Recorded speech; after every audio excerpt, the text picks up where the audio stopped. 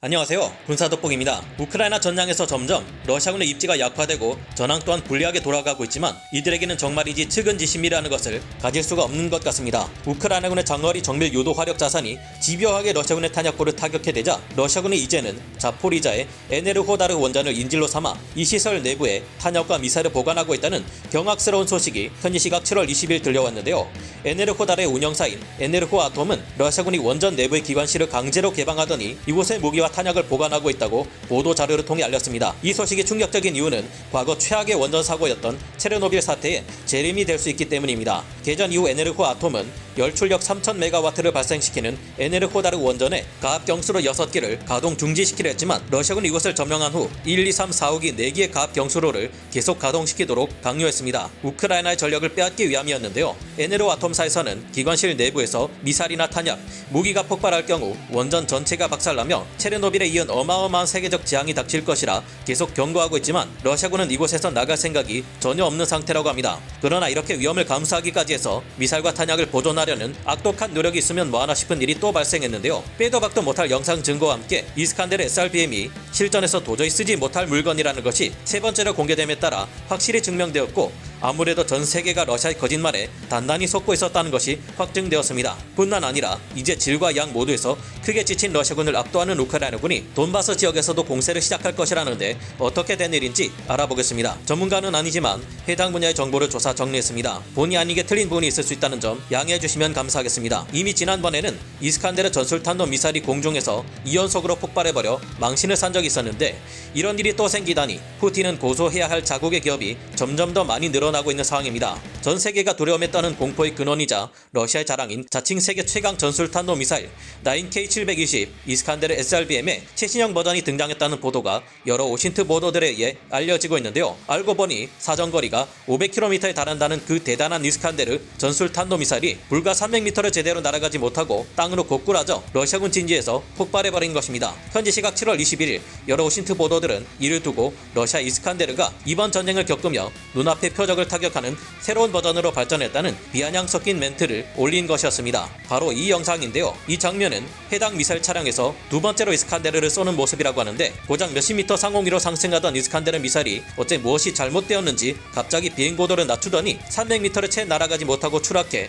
폭발을 일으키고 있습니다. 러시아가 선전하는 이스칸데르 전술탄도 미사일의 카탈로그 스펙에서 그야말로 어떤 방공망도 뚫을 수 있는 무시무시한 미사일인데요. 러시아의 선전에 따르면 이스칸데르 전술탄도 미사일은 고도 12km에서 15km에서 최고속도 마 6으로 비행하며 명중률이 순항 미사일을 넘보는 수준입니다. 원형 공산 오차가 최소 5m에서 7m, 최대 50m밖에 되지 않아 정확도가 굉장히 뛰어나다고 말하고 있습니다. 하지만 이런 것 따위는 이스칸데르 전술탄도 미사일의 진면목이 아니라고 하는데요. 요격하기 쉽도록 정확한 포물선 형태를 그리며 날아가는 일반 탄도 미사일과 달리 이스칸데르 전술탄도 미사일은 상승하다가 하강한 다음 다시 치고 올라가 비행한 후 최종 타격을 수행하기에 이 미사일이 정확히 무엇을 노리는지도 알기 어렵고 요격하는 것 또한 굉장히 어려울 것으로 생각되어 왔습니다. 게다가 발사 직후와 목표물을 타격하기 직전에 요격 미사일들을 피하기 위한 급격한 회피 기동 수행이 가능하며 비행 중에도 계속해서 경로를 바꾸는 것이 가능해 예측하기가 아주 어렵다고 여겨져 왔습니다. 미국을 포함한 서방 세계 모두와 우리를 포함한 주변국들 모두가 그토록 이스칸데르 전술탄도 미사일을 두려워한 것은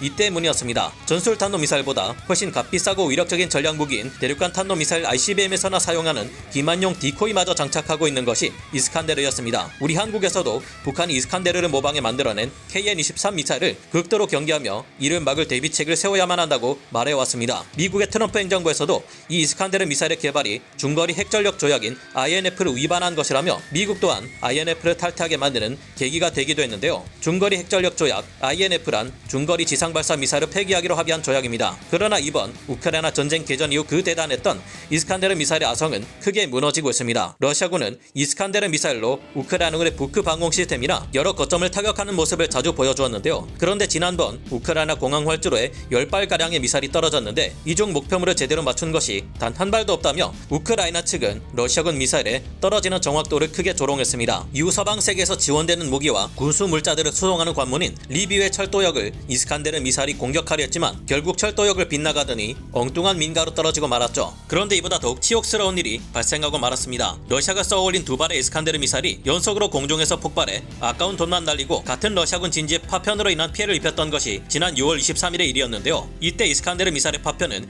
이 미사일을 발사한 러시아군 제448 로켓 여단의 지상 발사대와 통제소에 상당한 피해를 입힌 바 있습니다. 부끄럽게도 이 직전 러시아군은 우크라이나군의 느려터진 중국산 드론에 의해 정유 공장이 불타 없어진 바 있었는데요. 이에 대한 보복으로 시도한 이스칸데르 공격에 의해 이런 일이 벌어졌으니 우크라이나 군들이 당시 이를 보며 얼마나 배꼽을 잡았을지 상상됩니다. 현장에서는 이처럼 러시아군의 미사일이 제대로 날아가지 못하거나 엉뚱한 곳으로 날아가거나 불발되는 상황이 생각보다 훨씬 많이 발생한다고 하는데요. 그래서 현지에 있는 사람들이 러시아군이 미사일을 쏜다 하면 재미있는 영상을 남기기 위해 촬영을 자주 하고 있다는데 그중 300m를 날아가다 떨어져 버리는 이스칸데르 미사일의 결정적인 장면이 잡혀버린 것입니다. 그나마 다른 러시아군의 포탄이나 미사일들이 형편없는 명중률을 보여주는 점은 낮습니다. 이스칸데르 미사일은 나온 지 오래되지도 않은 최신형 전술탄도 미사일이기 때문인데요. 참고로 요격이 불가능한 게임 체인저급 무기로 유명한 KH-47M2 킨잘 극초음속 미사일 또한 9K720 이스칸데르 미사일을 기반으로 해 개발된 자칭 극초음속 장거리 공대지 공대함 미사일이라는 것을 생각해보면 이것들의 진짜 성능도 상당히 의심스럽습니다. 최근 미국에서도 극초음속 미사일의 발사 시험에 연이어 성공하며 중국과 러시아를 바짝 쫓아가고 있는데 이러다가 미국이 극초음속 미사일 분야에서도 러시아와 중국을 앞서게 되는 것 아닐까 하는 생각이 드는데요. 게다가 이런 상황이 이제는 남부 전선의 헤르손뿐만 아니라 동부 돈바스 전장에서도 우크라이나군의 전력이 러시아군을 질과 양 모두에서 압도하며 조만간 우크라이나군이 공격자의 입장으로 바뀔 것이라고 합니다. 이 때문에 최근 미국의 전쟁연구소 ISW는 러시아군의 공세가 결국 슬로비안스크를 점령하지 못한 채 끝나버릴 것이라는 분석을 담은 보고서를 내놓았습니다. 현지 시각 7월 21일 여러 오신트 보도에 따르면 최고의 컨디션을 가지고 있는 부대로 재편성된 부대와 함께 새로 편성한 신규 부대를 합쳐 총 4개의 기동 부대를 슬로비안스크 인근에 우크라이나군은 전진 배치시켰다고 합니다. 특히 눈여겨볼 점은 현재 러시아군의 전력 상황이 워낙 좋지 않아서 이번에 배치된 우크라이나군의 투입으로 인해 돈바스 전선에서 공세를 가는 쪽은 러시아군이 아닌 우크라이나군이 될 수도 있다는 분석이 나오고 있다는 점인데요. 현재 돈바스 전선에 우크라이나군은 도네츠크주 북동부에 있는 세베르스크, 솔레다르, 바흐무트 등을 잇는 전선에 방어선을 쳐놓고 러시아군과 대치하고 있습니다. 이 전선에는 그동안 숱한 전투를 치르며 큰 피해를 입고 많이 지쳐있는 제128 분리산악 여단, 제118 영토 방위 여단, 제58 차량화 여단, 제57 차량화 여단, 제47 국토 방위 여단, 제4 전차 여단, 제23, 53, 54 기계화 여단 등이 있었는데요. 이 부대들은 이번에 투입되는 제1 전차 여단과 제68 예고 보병 여단, 제71 예고 보병 여단, 제115 기계화 여단 등 4개 여단과 교대 후방으로 빠지며 전력을 재정비하게 됩니다. 새로 투입된 4개 기동 여단 중 제1 전차 여단은 우크라이나군의 정예 전차 부대로 최근 2주간 전면적인 재편성 후에 크라마토르스크로 배치되었는데요. 제68 예고 보병 여단과 제71 예고 보병 여단은 이번 전쟁 기간 중 탄생한 신규 부대인데 특이하게도 민수용 SUV들로